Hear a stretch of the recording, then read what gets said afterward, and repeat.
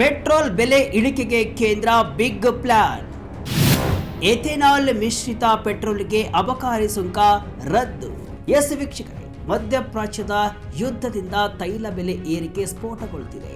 ಮತ್ತಷ್ಟು ಯುದ್ಧ ತೀವ್ರಗೊಂಡಿದ್ದರಿಂದ ಮುಂದಿನ ದಿನಗಳಲ್ಲಿ ಇನ್ನಷ್ಟು ತೈಲ ಬೆಲೆ ಏರಿಕೆಯಾಗುವ ಸಾಧ್ಯತೆ ಇದೆ. ಈ ನಿಟ್ಟಿನಲ್ಲಿ ಕೇಂದ್ರ ಸರ್ಕಾರ ತೈಲ ಬೆಲೆ ಕಡಿಮೆ ಮಾಡಲು ಮಾಸ್ಟರ್ ಪ್ಲಾನ್ ಅನ್ನು ಮಾಡ್ತಾ ಇದೆ. ಹೌದು, ಕೇಂದ್ರ ಸರ್ಕಾರ ಇವತ್ತು ಒಂದು ಐತಿಹಾಸಿಕ ಆದೇಶವನ್ನು ಹೊರಡಿಸಿದೆ.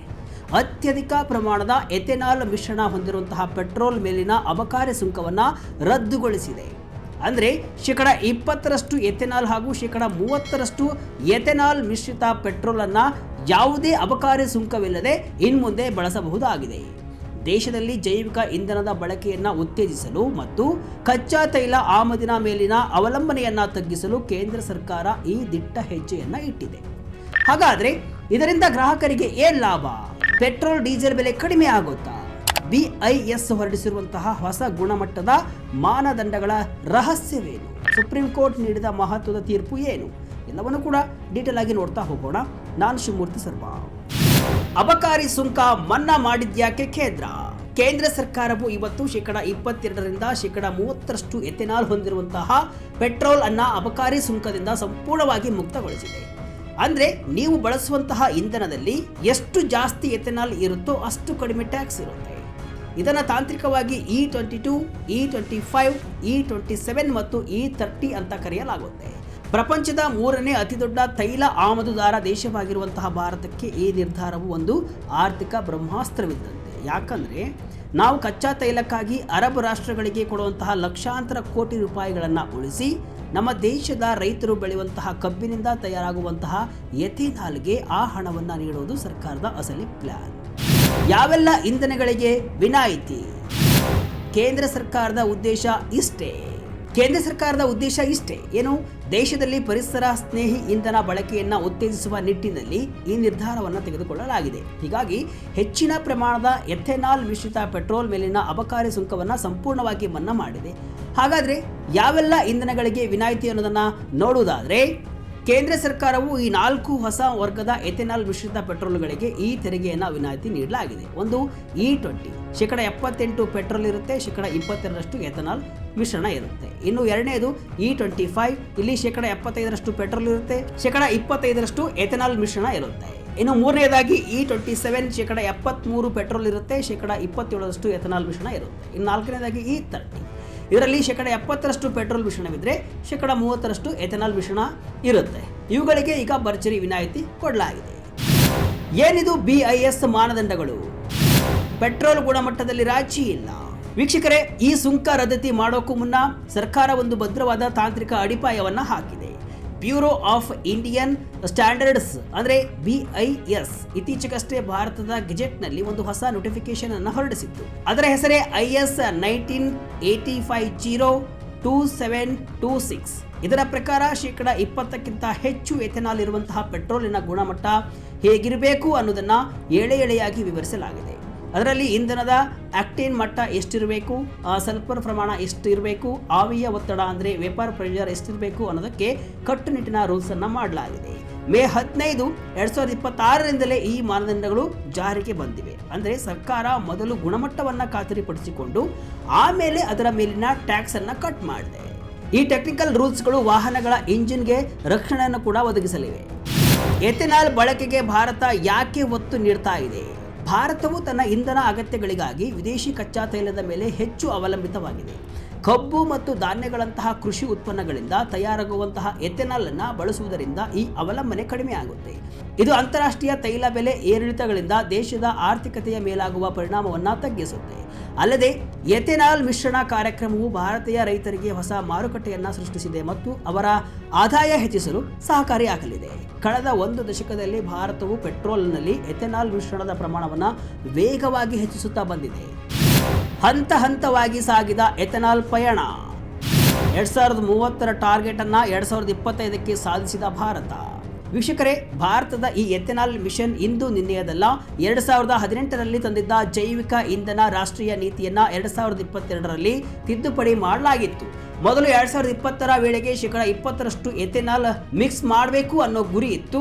ಆದರೆ ಮೋದಿಯವರ ವೇಗ ಎಷ್ಟಿತ್ತು ಅಂದರೆ ಆ ಗುರಿಯನ್ನು 2025-26ಕ್ಕೆ ಅಡ್ವಾನ್ಸ್ ಮಾಡಲಾಗಿತ್ತು. ವೀಕ್ಷಕರೇ, ಅಂಕಿಅಂಶಗಳನ್ನು ಗಮನಿಸಿದರೆ ಜೂನ್ 2022ರಲ್ಲಿ ಭಾರತ ಶೇಕಡ 10ರ ಗುರಿಯನ್ನು ಮುಟ್ಟಿತ್ತು. 2024-25ರ ವೇಳೆಗೆ ನಮ್ಮ ಎಥೆನಾಲ್ ಮಿಶ್ರಣದ ಪ್ರಮಾಣ ಬರೋಬ್ಬರಿ ಶೇಕಡ 18ಕ್ಕೆ ತಲುಪಿತ್ತು. ಇವತ್ತು ನಾವು ಶೇಕಡ 30ರ ಬಗ್ಗೆ ಮಾತನಾಡ್ತಿದ್ದೀವಿ ಅಂದರೆ ಪ್ರಪಂಚದ ಬೇರೆಲ್ಲ ದೇಶಗಳಿಗಿಂತ ವೇಗವಾಗಿ ಸಾಗ್ತಿದ್ದೀವಿ ಅಂತಾನೆ ಅರ್ಥ. ಸದ್ಯಕ್ಕೆ ದೇಶಾದ್ಯಂತ E20 ಪೆಟ್ರೋಲ್ ಲಭ್ಯವಿದ್ರೂ ಕೂಡ ಈಗ ಈ ಸುಂಕ ರದ್ದತಿಯಿಂದಾಗಿ ಪೆಟ್ರೋಲ್ ಬಂಕ್ಗಳಲ್ಲಿ E25 ಮತ್ತು E30 ಪೆಟ್ರೋಲ್ ಕೂಡ ಅತಿ ಶೀಘ್ರದಲ್ಲೇ ಕಾಲಿಡಲಿದೆ. ಸುಪ್ರೀಂ ಕೋರ್ಟ್ನಲ್ಲಿ ನಡೆದ ಸಮರವೇನು? ವೀಕ್ಷಕರೇ, ಈ ಎಥೆನಾಲ್ ಪೆಟ್ರೋಲ್ ಜಾರಿಗೆ ತರುವಾಗ ಒಂದು ದೊಡ್ಡ ಅಡೆತಡೆ ಎದುರಾಗಿತ್ತು. ಕೆಲವು ಜನ E20 ಪೆಟ್ರೋಲಿಂದ ನಮ್ಮ ಹಳೆ ಗಾಡಿಗಳ ಎಂಜಿನ್ ಹಾಳಾಗುತ್ತೆ, ಮೈಲೇಜ್ ಕಮ್ಮಿ ಆಗುತ್ತೆ ಅಂತ, ಹಾಗಾಗಿ ನಮಗೆ ಅಪ್ಪಟ ಪೆಟ್ರೋಲ್ ಸಿಗುವಂತೆ ಮಾಡಿ ಅಂತ ಸುಪ್ರೀಂ ಕೋರ್ಟ್ ಮೆಟ್ಟಿಲನ್ನು ಏರಿದ್ರು. 2025ರ ಸೆಪ್ಟೆಂಬರ್ನಲ್ಲಿ ನಡೆದಂತಹ ಆ ವಿಚಾರಣೆಯ ವೇಳೆ ಭಾರತದ ಅಟಾರ್ನಿ ಜನರಲ್ ಆರ್ ವೆಂಕಟರಮಣಿ ಅವರು ಕೋರ್ಟ್ಗೆ ಒಂದು ಪವರ್ಫುಲ್ ಉತ್ತರವನ್ನು ಕೊಟ್ಟಿದ್ರು. ನಾವು ಯಾವುದೋ ಒಂದು ಸಿಸ್ಟಮ್ ಅನ್ನ ಇನ್ನೊಂದರ ಜೊತೆ ಬೇಕಾಬಿಟ್ಟಿ ಬದಲಿಸ್ತಿಲ್ಲ. ಈ ನಿರ್ಧಾರವನ್ನು ಅತಿ ಹೆಚ್ಚು ಅಧ್ಯಯನ ಮಾಡಿ ತೆಗೆದುಕೊಂಡಿದ್ದೇವೆ. ಇದರಿಂದ ನಮ್ಮ ದೇಶದ ಕೋಟ್ಯಾಂತರ ಕಬ್ಬು ಬೆಳೆಗಾರರಿಗೆ ಲಾಭವಾಗುತ್ತೆ ಅಂತ ಅವರು ವಾದವನ್ನು ಮಂಡಿಸಿದರು. ಅಂತಿಮವಾಗಿ ಸುಪ್ರೀಂ ಕೋರ್ಟ್ ಆ ಅರ್ಜಿಯನ್ನು ವಜಾ ಮಾಡಿತ್ತು. ಎಥೆನಾಲ್ ಬೆಲೆ ಪೆಟ್ರೋಲ್ಗಿಂತ ಜಾಸ್ತಿಗೆ 71 ರೂಪಾಯಿ ಇರೋ ಎಥೆನಾಲ್ ಮೇಲೆ ಟ್ಯಾಕ್ಸ್ ಯಾಕೆ? ವೀಕ್ಷಕರೇ, ಇಲ್ಲಿ ಒಂದು ಶಾಕಿಂಗ್ ಸತ್ಯ ಅಡಗಿದೆ. ಕಳೆದ ವರ್ಷ ಪೆಟ್ರೋಲಿಯಂ ಸಚಿವಾಲಯ ಒಂದು ವಿಷಯವನ್ನ ಹೇಳಿತ್ತು. ಅದೇನೆಂದರೆ, ನಾವು ತಯಾರಿಸುವಂತಹ ಎಥೆನಾಲ್ ಕೊಳ್ಳುವ ಬೆಲೆ ಅಂದರೆ ಪ್ರೊಕ್ಯೂರ್ಮೆಂಟ್ ಕಾಸ್ಟ್ ರಿಫೈನ್ಡ್ ಪೆಟ್ರೋಲ್ಗಿಂತಲೂ ಹೆಚ್ಚಾಗಿದೆ. ಹೌದು, ಜುಲೈ 31, 2025ರ ಲೆಕ್ಕದಂತೆ 1 ಲೀಟರ್ ಎಥೆನಾಲ್ಗೆ ಸರ್ಕಾರ 71.32 ರೂಪಾಯಿ ನೀಡುತ್ತೆ. ಇಷ್ಟೊಂದು ಹಣ ಕೊಟ್ಟು ಎಥೆನಾಲ್ ತರಿಸಿ ಮಿಕ್ಸ್ ಮಾಡುವಾಗ ಅದರ ಮೇಲೆ ಭಾರಿ ಸುಂಕವನ್ನು ಹೇರಿದರೆ ಜನರಿಗೆ ಪೆಟ್ರೋಲ್ ತುಂಬ ಕಾಸ್ಟ್ಲಿ ಆಗುತ್ತೆ. ಅದಕ್ಕಾಗಿ ಜನರ ಜೇಬಿಗೆ ಹೊರೆ ಆಗಬಾರ್ದು ಅಂತ ಇವತ್ತು ಮೋದಿ ಸರ್ಕಾರ ಅಬಕಾರಿ ಸುಂಕವನ್ನೇ ರದ್ದು ಮಾಡಿದೆ. ಅಂದರೆ ನೀವು ಬಳಸುವಂತಹ ಈ ಹಸಿರು ಇಂಧನ ಇನ್ಮುಂದೆ ಸಾಮಾನ್ಯ ಪೆಟ್ರೋಲ್ಗಿಂತಲೂ ಅಗ್ಗವಾಗಲಿದೆ, ಅಂದರೆ ಕಡಿಮೆ ಆಗಿರುತ್ತೆ. ಹರ್ದೀಪ್ ಸಿಂಗ್ ಪುರಿ ಅವರ E85 ಕ್ರಾಂತಿ. ಫ್ಲೆಕ್ಸ್ ಫ್ಯೂಯಲ್ ಗಾಡಿಗಳಿಗೆ ಲೀಟರ್ಗೆ 20 ರೂಪಾಯಿ ಉಳಿತಾಯ. ಎಸ್ ವೀಕ್ಷಕರೇ, ಇಷ್ಟಕ್ಕೆ ಕ್ರಾಂತಿ ನಿಂತಿಲ್ಲ. ಇದು ಇತ್ತೀಚೆಗಷ್ಟೇ ಪೆಟ್ರೋಲಿಯಂ ಮಿನಿಸ್ಟರ್ ಹರ್ದೀಪ್ ಸಿಂಗ್ ಪುರಿ ಅವರು E85 ಇಂಧನವನ್ನ ಲಾಂಚ್ ಮಾಡಿದ್ದಾರೆ. ಇದರಲ್ಲಿ ಶೇಕಡ 85ರಷ್ಟು ಎಥೆನಾಲ್ ಇರುತ್ತೆ.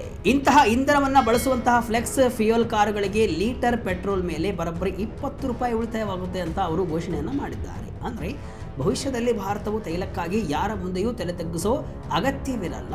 ನಮ್ಮ ಹೊಲಗಳಲ್ಲಿ ಬೆಳೆಯುವಂತಹ ಬೆಳೆಗಳೇ ನಮ್ಮ ವಾಹನಗಳಿಗೆ ಇಂಧನವಾಗಲಿದೆ. ಭಾರತ ಇವತ್ತು ಇಂಧನ ಕ್ಷೇತ್ರದಲ್ಲಿ ಸ್ವಾಭಿಮಾನಿ ಆಗೋಕೆ ಇಂತಹ ಕಠಿಣ ಮತ್ತು ದಿಟ್ಟ ನಿರ್ಧಾರಗಳನ್ನು ತೆಗೆದುಕೊಳ್ತಾ ಇದೆ. ಪರಿಸರ ಸಂರಕ್ಷಣೆ ಮತ್ತು ದೇಶದ ಭವಿಷ್ಯ. ಕಮ್ಮಿ ಆಗಲಿದೆಯಾ ನಗರಗಳ ವಾಯು ಮಾಲಿನ್ಯ? ವೀಕ್ಷಕರೇ, ಎಥೆನಾಲ್ ಮಿಶ್ರಣ ಹೆಚ್ಚಾದಷ್ಟು ಕೂಡ ಗಾಳಿಯಲ್ಲಿರುವಂತಹ ಇಂಗಾಲದ ಡೈಆಕ್ಸೈಡ್ ಪ್ರಮಾಣ ಕಡಿಮೆ ಆಗುತ್ತೆ. ಇದು ನಮ್ಮ ನಗರಗಳನ್ನು ವಾಯು ಮಾಲಿನ್ಯದಿಂದ ಮುಕ್ತ ಮಾಡೋಕೆ ಸಹಾಯ ಮಾಡುತ್ತೆ. ನಾವು ಎಷ್ಟು ಬೇಗ E30ಗೆ ಶಿಫ್ಟ್ ಆಗ್ತೀವೋ ಅಷ್ಟು ಬೇಗ ನಮ್ಮ ಪರಿಸರ ಸುಧಾರಿಸುತ್ತೆ. ಇದು ಕೇವಲ ಟ್ಯಾಕ್ಸ್ ವಿಷಯವಲ್ಲ ವೀಕ್ಷಕರೇ, ಇದು ನಮ್ಮ ಮುಂದಿನ ಪೀಳಿಗೆಗೆ ನಾವು ನೀಡ್ತಾ ಇರುವಂತಹ ಒಂದು ಉಡುಗೊರೆ. ಈ ಸುಂಕ ರದ್ದತಿಯಿಂದಾಗಿ ಕಂಪನಿಗಳು ಕೂಡ ಇನ್ನೂ ಹೆಚ್ಚಿನ ಉತ್ಸಾಹದಿಂದ ಎಥೆನಾಲ್ ಪೆಟ್ರೋಲ್ ಉತ್ಪಾದನೆ ಕೂಡ ಮುಂದಾಗಬಹುದು. ಒಟ್ಟಿನಲ್ಲಿ ಕೇಂದ್ರ ಸರ್ಕಾರದ ಈ ನಿರ್ಧಾರವು ಭಾರತದ ಇಂಧನ ಇತಿಹಾಸದಲ್ಲಿ ಒಂದು ಹೊಸ ಮೈಲಿಗಲ್ಲಾಗಲಿದೆ. ಅಬಕಾರಿ ಸುಂಕ ರದ್ದತಿಯಿಂದ ಭವಿಷ್ಯದಲ್ಲಿ ಇಂಧನ ಬೆಲೆ ಕಡಿಮೆಯಾಗುವುದು ಮಾತ್ರವಲ್ಲದೆ ದೇಶದ ಪರಿಸರ ಮಾಲಿನ್ಯವು ಕೂಡ ಗಣನೀಯವಾಗಿ ತಗ್ಗಲಿದೆ. ಇದು ಕೇವಲ ತೆರಿಗೆ ವಿನಾಯಿತಿ ಅಲ್ಲ, ಬದಲಾಗಿ ನಮ್ಮ ದೇಶದ ಅನ್ನದಾತರಿಗೆ ನೀಡಿದ ಹೊಸ ಆರ್ಥಿಕ ಶಕ್ತಿಯಾಗಿದೆ. ಕಚ್ಚಾ ತೈಲಕ್ಕಾಗಿ ವಿದೇಶಗಳ ಮೇಲೆ ಅವಲಂಬಿತವಾಗುವ ಬದಲು ಸ್ವದೇಶಿ ಎಥೆನಾಲ್ ಮೂಲಕ ಇಂಧನ ಸ್ವಾವಲಂಬನೆ ಸಾಧಿಸುವುದು ಮೋದಿಯವರ ಆತ್ಮನಿರ್ಭರ ಭಾರತದ ಅಸಲಿ ಗುರಿಯಾಗಿದೆ. E30 ಇಂಧನದ ಈ ಕ್ರಾಂತಿಯು ದೇಶದ ಆರ್ಥಿಕತೆಯನ್ನು ಬಲಪಡಿಸಿ ಸಾಮಾನ್ಯರ ಜೇಬಿಗೆ ತುಸು ನೆಮ್ಮದಿಯನ್ನ ನೀಡಲಿ. ಒಟ್ಟಿನಲ್ಲಿ ಪರಿಸರ ಸ್ನೇಹಿ ಮತ್ತು ರೈತ ಸ್ನೇಹಿ ಇಂಧನ ನೀತಿಯು ಭಾರತವನ್ನ ಜಾಗತಿಕ ಇಂಧನ ಮಾರುಕಟ್ಟೆಯಲ್ಲಿ ಸ್ವಾಭಿಮಾನಿಯಾಗಿ ನಿಲ್ಲಿಸಲಿದೆ. ನೋಡೋಣ ಮುಂದಿನ ದಿನಗಳಲ್ಲಿ ಪೆಟ್ರೋಲ್ ಡೀಸೆಲ್ ರೇಟ್ ಕಡಿಮೆ ಆಗುತ್ತಾ ಅಂತ. ಇದಿಷ್ಟು ಇವತ್ತಿನ ವಿಶೇಷ. ಇದೇ ರೀತಿ ಹಲವು ವಿಶ್ಲೇಷಣೆಯ ಮಾಹಿತಿ ಅಷ್ಟೇ ಅಲ್ಲ, ಮನರಂಜನೆಯ ವಿಡಿಯೋಗಳಿಗಾಗಿ ವಿಜಯ ಕರ್ನಾಟಕ ವೆಬ್ಸೈಟ್, ಫೇಸ್ಬುಕ್ ಹಾಗೂ ಯೂಟ್ಯೂಬ್ ಪೇಜನ್ನು ಫಾಲೋ ಮಾಡಿ. ಧನ್ಯವಾದಗಳು.